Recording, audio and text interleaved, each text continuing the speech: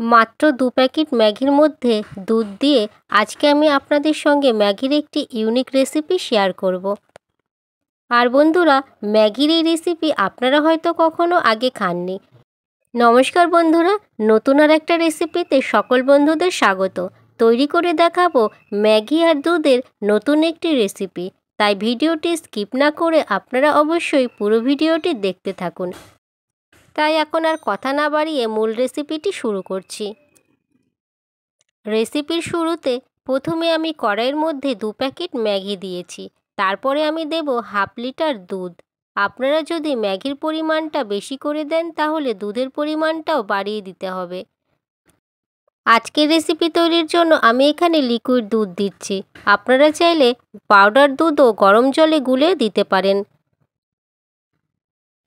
আর আজকের এই ম্যাগি দুধের রেসিপি বাচ্চা থেকে বড় সকলেরই খুবই ভালো লাগবে। এছাড়া এমনিতেও বাচ্চারা ম্যাগি খেতে খুবই ভালোবাসে।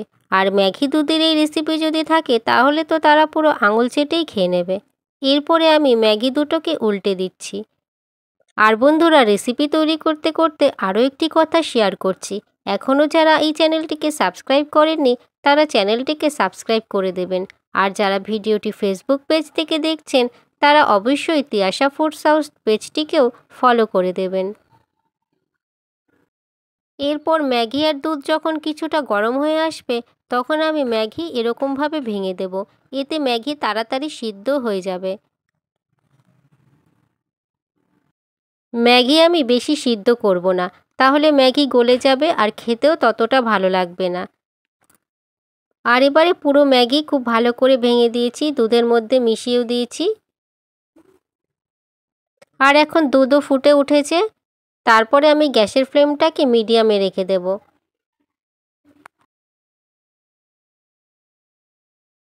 আর এখন আমি দেখে নিচ্ছি ম্যাগি কতটা সিদ্ধ হয়েছে। ম্যাগি কিন্তু ভালোভাবে সিদ্ধ হয়ে গেছে, এর থেকে আর বেশি সিদ্ধ করব না। এখন আমি এর মধ্যে মিষ্টির জন্য দেব চিনি। এখানে আমি হাফ বাটি চিনি দিলাম। তারপরে আমি দিচ্ছি 1 চিমটি নুন। যে কোনো মিষ্টি জিনিসে নুন দিলে টেস্টের ব্যালেন্সটা ঠিকঠাক থাকে আর তখন খেতেও ভালো লাগে। এরপরে চিনি খুব ভালো করে মিশিয়ে নিচ্ছি ম্যাগির সাথে। এছাড়া বন্ধুরা, আপনারা দেখে বুঝতেই পাচ্ছেন আজকে তৈরি হচ্ছে ম্যাগির পায়েস। ম্যাগি দিয়ে তো অনেক রকমেরই রেসিপি তৈরি করে খেয়েছেন, কিন্তু একদিন নয় এরকম ম্যাগির পায়েসই তৈরি করে খেয়ে দেখবেন, খুবই ভালো লাগবে।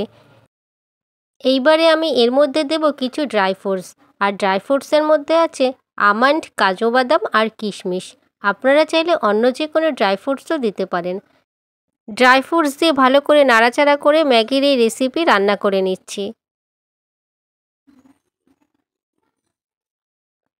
এরপরে আমি এর মধ্যে দেব একটা তেজপাতা আর দিচ্ছি একটা এলাচ।